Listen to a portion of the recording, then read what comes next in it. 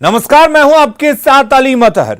Patna police ने सुशांत की ex girlfriend Ankita Lokhande का बयान दर्ज किया। पटना पुलिस की 2 सदस्यीय टीम अंकिता लोखंडे के घर पहुंची थी और सुशांत सुसाइड केस में उनका बयान दर्ज किया। पूछताछ के दौरान अंकिता लोखंडे ने रिया चक्रवर्ती और सुशांत सिंह से जुड़ी कई अहम जानकारी दी। माना जा रहा है कि अंकिता लोखंडे से मिली जानकारी पटना पुलिस के अनुसंधान में काफी अहम साबित होगी। और बिहार पुलिस को दिए अपने बयान में सुशांत की बहन मीतू सिंह ने बड़ा खुलासा किया है। मीतू सिंह ने कहा है कि सुशांत पर रिया और उसकी मां जादू टोना करती थी। मीतू सिंह ने बिहार पुलिस को जानकारी दी है कि मां तांत्रिक लेकर सुशांत के फ्लैट पर आती थी और घंटे कमरों में बंद होकर रिया और उसकी मां तांत्रिक बाबा के साथ पूजा पाठ करती थी। मीतू ने यह भी बताया कि जब भी तांत्रिक फ्लैट पर आता था तो सुशांत के दोस्तों को फ्लैट से बाहर भेज दिया जाता था। मीतू सिंह के बयान के बाद पटना पुलिस उस तांत्रिक की तलाश में जुट गई है। और सुशांत केस में बड़ी खबर यह है कि बिहार सरकार भी सुप्रीम कोर्ट में कैविएट अर्जी दाखिल करेगी। कैविएट अर्जी के माध्यम से बिहार सरकार रिया चक्रवर्ती की याचिका का विरोध करेगी। बिहार सरकार की ओर से वरिष्ठ वकील और पूर्व अटॉर्नी जनरल मुकुल रोहतगी बिहार सरकार का पक्ष रखेंगे।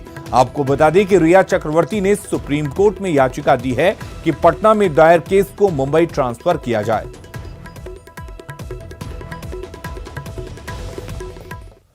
और सुशांत सिंह राजपूत के परिवार के एक्शन में आने के बाद कई राज से पर्दा उठने लगा है, साथ में कई सवाल भी खड़े होने लगे हैं।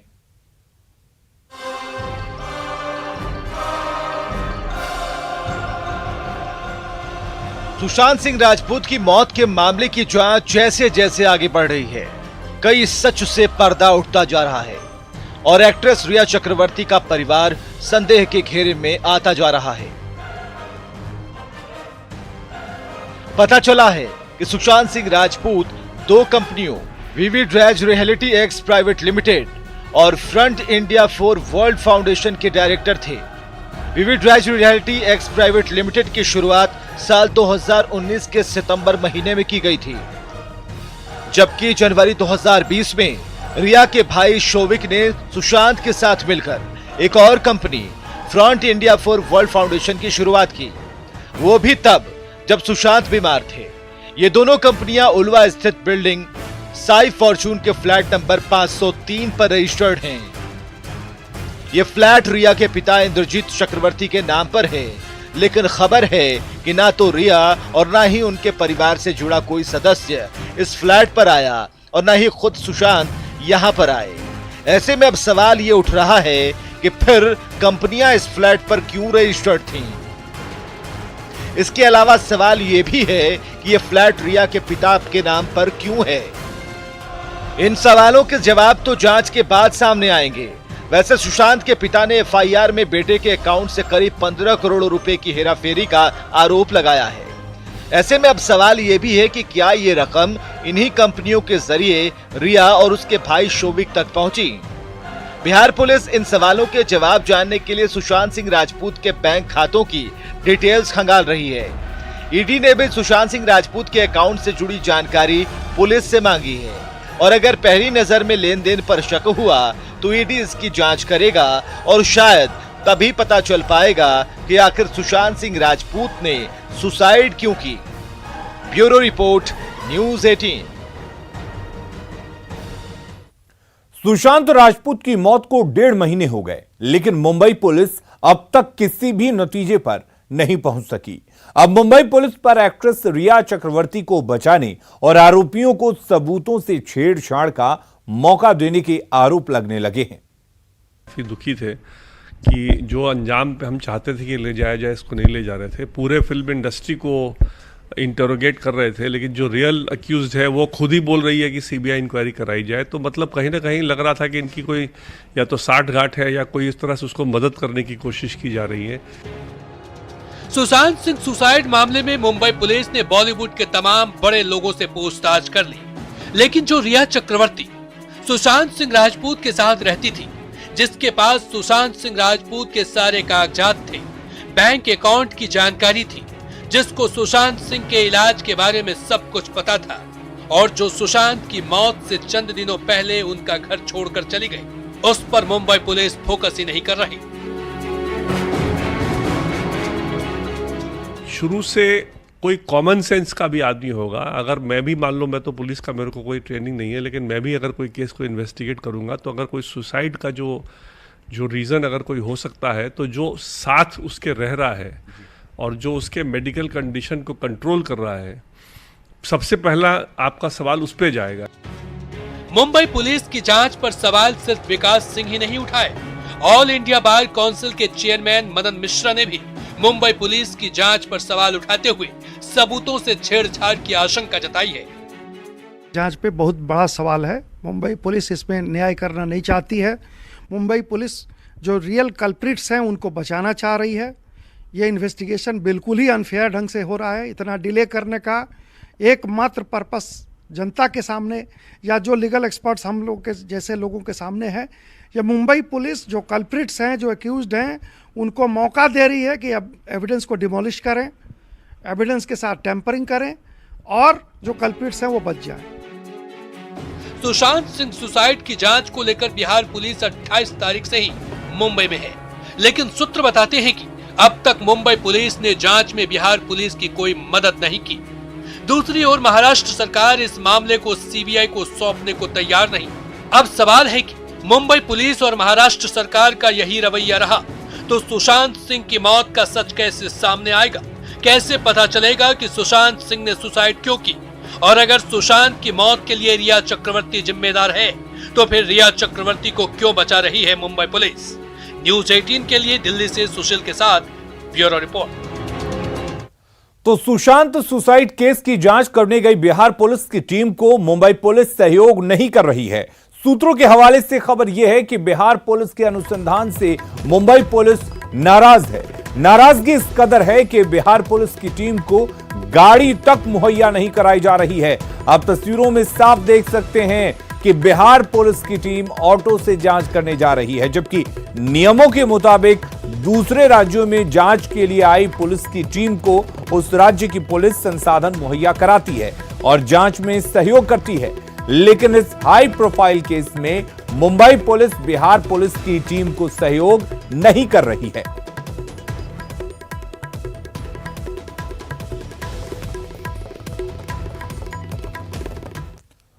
और अब बात करते हैं बाढ़ से बेहाल बिहार की। छपरा जिले में बाढ़ से जनजीवन पूरी तरह से बेहाल है। तरैया प्रखंड के 67 गांव में पानी भर चुका है। इन गांव के लोगों का जिला मुख्यालय से संपर्क पूरी तरह से कट गया है। कई जगहों पर तो लोग पेड़ पर खाट डालकर सो रहे हैं। आप तस्वीरों में साफ देख सकते हैं कि कैसे लोगों की जिंदगी पेड़ पर कट रही है। गोपालगंज में सारण तटबंध टूटने के बाद तरैया प्रखंड के गांव में पानी भरा हुआ है। बांध के टूटे हुए 8 दिन से ज्यादा हो गए, लेकिन अभी तक पानी नहीं निकला है। स्थानीय लोगों की शिकायत है कि अभी तक कोई मदद भी नहीं मिली है। वहीं डीएम का कहना है कि जल्द ही व्यवस्था कर लिया जाएगा। दिन से दहाड़ आयल बा, कोनो सुविधा ना मिलल, हमनी के बहुत दिक्कत बा।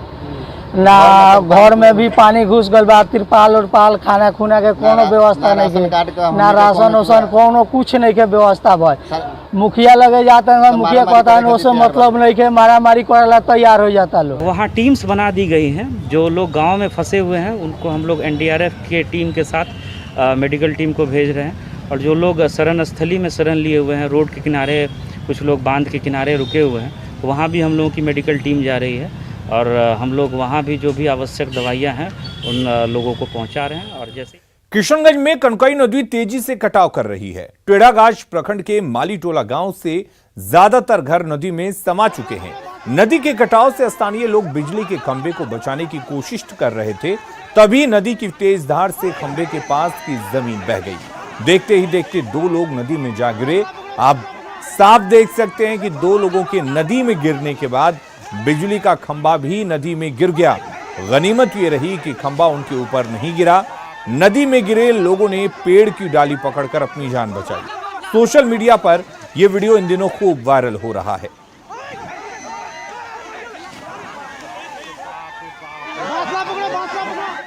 और वहीं मुजफ्फरपुर में बूढ़ी गंडक का रिंग बांध टूटने से विजय छपरा गांव पानी में डूब गया है। गांव के लोग सड़क पर तंबू में रह रहे हैं। बाढ़ पीड़ितों का कहना है कि उन्हें कोई सरकारी मदद नहीं मिल रही है।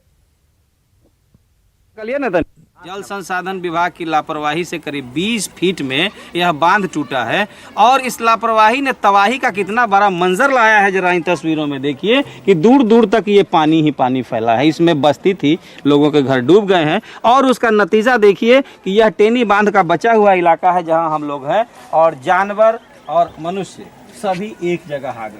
सड़क पर देखिए ये बस्ती नहीं है, ये देखने में भले ही बस्ती जैसी लगती हो लेकिन ये बस्ती नहीं है। हर महिला पुरुष और बच्चे के चेहरे पर बेबसी का भाव, क्योंकि पानी ने उनका सब कुछ उजाड़ दिया है। आप देखिए ये महिलाएं जो घरों में रहती थी आज सड़क पर हैं। जो भी पूरा सामान आप देखिए, ये सड़क पर किचन है, ये सड़क पर किचन है, खाना भी यहीं बनाया जा रहा है। यही बच्चे सोए हुए हैं, इसी जगह इनकी बकरियां हैं और ठीक नीचे गंदा पानी है। तो मानव का स्वास्थ्य कितना खतरे में है। अभी कोरोना का खतरा है लेकिन जगह नहीं है। तो आप देखिए तमाम सोशल डिस्टेंसिंग को ध्वस्त करते हुए यहाँ लोग रह रहे हैं। ऐसे तंबू टान के रह रहे हैं, धूप से सर फट रहा है, इतना गर्मी लग रहा है कि इसमें रहने का कोई उपाय नहीं। प्रशासन कोई नियम नहीं दे रहा है, नहीं पन्नी तो देवे नहीं कर रहा है कि पन्नी पर थोड़ा सर कर्जी बटाए तो हमरा सबके ना मिले छी, सब अपने अपने रख। कभी आया है बटाने? आज वाला एक बार ना तो ना दल के आज आया है, आज नहीं ना रही। जिंदगी परेशान हो गई। तो बूढ़ी गंडक ने जिस तरीके से तबाही लाई है मुजफ्फरपुर के विजय छपरा में, उसकी कुछ तस्वीरें हमने आपको दिखाने की कोशिश की है। ये तस्वीरें झकझोरने वाली हैं, ये तस्वीरें संवेदना पर चोट पहुंचाने वाली हैं, क्योंकि जिन लोगों के लिए यह लोकतंत्र है, यह राज्य है, यह सरकार है, जिन लोगों की सुविधा के लिए बड़े बड़े दावे हैं, उन दावों की हकीकत कितनी स्याह है ये तस्वीरें बताने के लिए काफ़ी हैं। सुधीर कुमार, न्यूज़ 18 मुजफ्फरपुर। तो बिहार के कई जिलों में बाढ़ ने कहर बरपा रखा है। बड़ी आबादी प्रभावित हुई है। बिहार के जल संसाधन मंत्री संजय झा का कहना है कि जल संसाधन विभाग पूरे तरह से हालात पर नजर रखे हुए है और बाढ़ प्रभावित इलाकों में रहने वाले लोगों के खाने पीने के लिए कम्युनिटी किचन की व्यवस्था की गई है। पर फ्लड आया है, वहाँ पर सरकार का कल मुख्यमंत्री जी ने सामने रिव्यू भी किया था और सारा डायरेक्शन उन्होंने दिया है, उस पर ये काम सारा चल रहा है। सब जगह कम्युनिटी किचन शुरू हो गया, सब जगह खाने का इंतजाम और लोग जा करके खाना खा करके वो रह रहे हैं। उस समय भी चॉपर से जो गिराया गया है, जो स्पेसिफिक जगह है वहाँ गिराया गया है। कहीं कोई एज सच हम लोगों के जानकारी में, क्योंकि लोकल प्रशासन सारे लोग एक्टिव है जितना कहा जा रहा है। मैंने कहा कोसी वगैरह या कमला जो एक मेजर पार्ट होता था फ्लड का, उस साइड कुछ नहीं हुआ। इधर जहाँ पर जो है, जो भी सरकार के तरफ से कल डिटेल्ड रिव्यू हुआ इस पर, और उसमें सरकार के तरफ से चाहे कम्युनिटी किचन हो, अब लोगों के अकाउंट में पैसा जाना हो, अभी 40,000 लोगों के अकाउंट में पैसा भी चला गया। और ये भी हुआ कि 7-8 तक मुख्यमंत्री ने टारगेट दिया है कि जितने फ्लड विक्टिम है सबके अकाउंट में पैसा भी ट्रांसफ़र कर दीजिए, और पॉलीथीन से लेकर के नाव से लेकर के जो और कुछ भी करना है सारा काम उस डायरेक्शन में चल रहा है। बिहार में कोरोना मरीजों की संख्या भी लगातार बढ़ती जा रही है। आज बिहार में 2082 नए कोरोना के मरीज मिले हैं।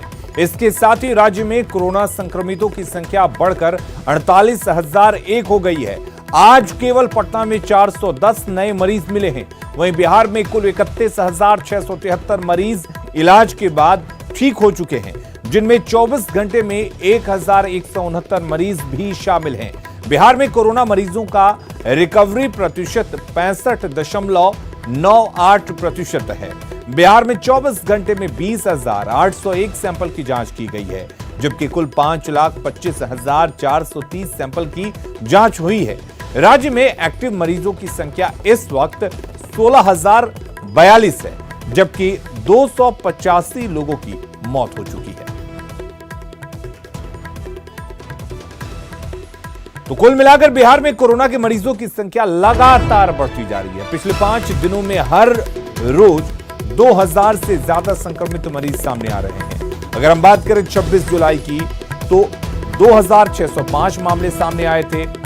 27 जुलाई को 2192, वहीं 28 जुलाई को 2480 मरीज सामने आए, जबकि 29 जुलाई को 2328 नए मरीज सामने आए, जबकि 30 जुलाई की बात करें तो 2082 मरीज जो हैं वो सामने आए।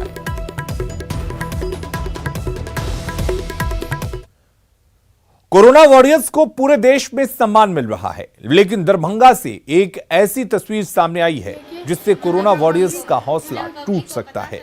यहां कोरोना से जंग में जुटी नर्सेज पर पथराव किया गया है, जिससे कोरोना वॉरियर्स डरी हुई हैं। पूरा मामला दरभंगा के प्रख्यात निजी nursing home RB memorial hospital से जुड़ा हुआ है। इस कोरोना काल में भी जहां दरभंगा के अधिकतर निजी नर्सिंग होम बंद हैं, वहीं आरबी मेमोरियल हॉस्पिटल लगातार लोगों का इलाज कर रहा है और इसी का नतीजा है कि अस्पताल के 25 कर्मचारी कोरोना पॉजिटिव पाए गए हैं। पॉजिटिव आने के बाद सभी कर्मियों को बहादुरपुर थाना क्षेत्र के आरएस टैंक स्थित आरबी मेमोरियल नर्सिंग कॉलेज में आइसोलेट किया गया, लेकिन इसका वहां मौजूद मोहल्ले वासियों ने विरोध किया। इस दौरान कॉलेज के भवन पर पत्थरबाजी भी की गई। इसकी शिकायत अस्पताल की डायरेक्टर ने डीएम से की है, साथ ही पूरे मामले में प्रशासन से उचित कार्रवाई की मांग की है। न्यूज़ 18 आपसे अपील करता है कि कोरोना संकट काल में आम जनता की सेवा में जुटे कोरोना वॉरियर्स का हौसला तोड़ने की बजाय उनका सम्मान करें, उनका हौसला अफजाई करें, उन्हें हर संभव मदद करें ताकि इस जंग में जीत हासिल करें और फिर से आपके इलाज में जुट जाएं। ये आपके लिए खतरा मोल रहे हैं, आपके इलाज के लिए खतरा मोल रहे हैं और ऐसे में इनके साथ इस तरीके का व्यवहार करना कहीं से भी उचित नहीं है। रवैया रहा तो मेरे ख्याल से वो नर्सिंग स्टाफ वापस काम पे नहीं आएंगी, क्योंकि उन लोग का मोराल बुरी तरह से डाउन हो चुका है। और अब आगे फ्यूचर में हम लोग कोविड पॉजिटिव पेशेंट या किसी तरह के पेशेंट का इलाज करने में इस प्रेजेंट सिचुएशन में असमर्थ रहेंगे, क्योंकि कल फिर हम लोग कोविड पॉजिटिव होंगे, कल फिर हम लोग को आइसोलेट होना होगा नर्सिंग स्टाफ्स को, और फिर इसी तरह से हम लोग जब आइसोलेट होंगे वो हम लोग पे पथराव करेंगे और हम लोग अपने का फिर हम लोग इन्हीं पब्लिक को ट्रीट करते हुए कोविड पॉजिटिव होते हैं, और फिर जब हम लोग आइसोलेट होते हैं तो यही पब्लिक हम लोग पे पथराव करता है और गाली गलौज करता है, जिसके चलते हम लोग कोविड पॉजिटिव हुए। ईटा बारिश करने लगे, छत पे चढ़ के ईट मारने की वजह से खिड़की भी फूट गई है और हम लोग को बहुत सारा प्रॉब्लम क्रिएट करने लगे। गाली गलौज भी करने लगे, गेट बंद कर दिए हैं, बांस लगा दिए हैं। कोई भी अगर हमारे लिए सामान लेके आता है उसे मारने के लिए दौड़ते हैं। सब भी रात में आए थे तो मारने के लिए सब एकजुट हो गए थे। गया में भी एएनएमसीएच के साथ साथ सभी प्रखंड स्तरीय अस्पतालों में कोरोना की जांच शुरू हो गई है। गया जिले में आज एक दिन में सबसे ज्यादा 850 लोगों की जांच हुई। जल्द ही जिले में जांच की क्षमता 1000 तक की जाएगी। में कोरोना मरीजों की जो टेस्टिंग है उसकी संख्या लगातार बढ़ाई जा रही है और अब जिले के 24 ब्लॉक में जो सामुदायिक स्वास्थ्य केंद्र हैं और प्राथमिक स्वास्थ्य केंद्र हैं वहां भी जांच शुरू हुई है। इस समय हम लोग हैं मानपुर सामुदायिक स्वास्थ्य केंद्र पर, जहां आप देख सकते हैं कि कई लोग हैं जिन्हें ये आशंका है कि उन्हें कोरोना का संक्रमण हो सकता है, तो ऐसे लोग यहां आए हैं जो अपना रजिस्ट्रेशन करवा रहे हैं और यहीं इनका सैंपल लिया जाएगा और उसके बाद जांच की जाएगी। गया जिला में पहले यहाँ सिर्फ मगध मेडिकल कॉलेज में ही जांच की व्यवस्था थी, उसके बाद यहाँ के जयप्रकाश नारायण सदर अस्पताल में व्यवस्था की गई। उसके बाद अन्य जो अनुमंडलीय अस्पताल हैं, 2 अनुमंडलीय अस्पताल और जो कई अन्य सामुदायिक स्वास्थ्य केंद्र थे वहाँ ये जांच की व्यवस्था शुरू की गई थी और अब सभी 24 प्रखंड में जो भी सीएचसी या पीएचसी हैं वहाँ जांच की व्यवस्था की गई है। तो जो भीड़ होती थी एएनएमसीएच या जयप्रकाश नारायण में अब वो भीड़ नहीं हो रही है और जो अपनी सुविधा अनुसार लोग अपने प्रखंड स्तरीय जो सामुदायिक स्वास्थ्य केंद्र है वहाँ जाकर जांच करवा रहे हैं। सहयोगी विपिन के साथ अरुण चौरसिया, न्यूज़ 18 गया। बाजार पूंजीकरण के लिहाज से देश की सबसे बड़ी कंपनी रिलायंस इंडस्ट्रीज ने चालू वित्त वर्ष के पहली तिमाही के नतीजे जारी कर दिए हैं। पहली तिमाही में आरआईएल का कुल रेवेन्यू 88,253 करोड़ रुपए रहा। कोविड-19 के असर के बाद रिलायंस जियो, रिटेल और ऑयल टू केमिकल बिजनेस का रिजल्ट एनालिस्ट की उम्मीद से बेहतर रहा है। पहली तिमाही में रिलायंस इंडस्ट्रीज का समेकित शुद्ध मुनाफा 13,248 करोड़ रुपए रहा। पिछले वित्त वर्ष की तुलना में इसमें 31% का इजाफा हुआ है। अप्रैल जून तिमाही में रिलायंस जियो का शुद्ध मुनाफा 2,520 करोड़ रुपए रहा। कंपनी की एक मुश्त आय 4,966 करोड़ रुपए रही। वहीं जियो प्लेटफॉर्म्स ने अब तक 1,15,694 करोड़ रुपए जुटाए। इसके साथ ही स्लोडाउन और मुश्किल तिमाही में भी रिलायंस इंडस्ट्रीज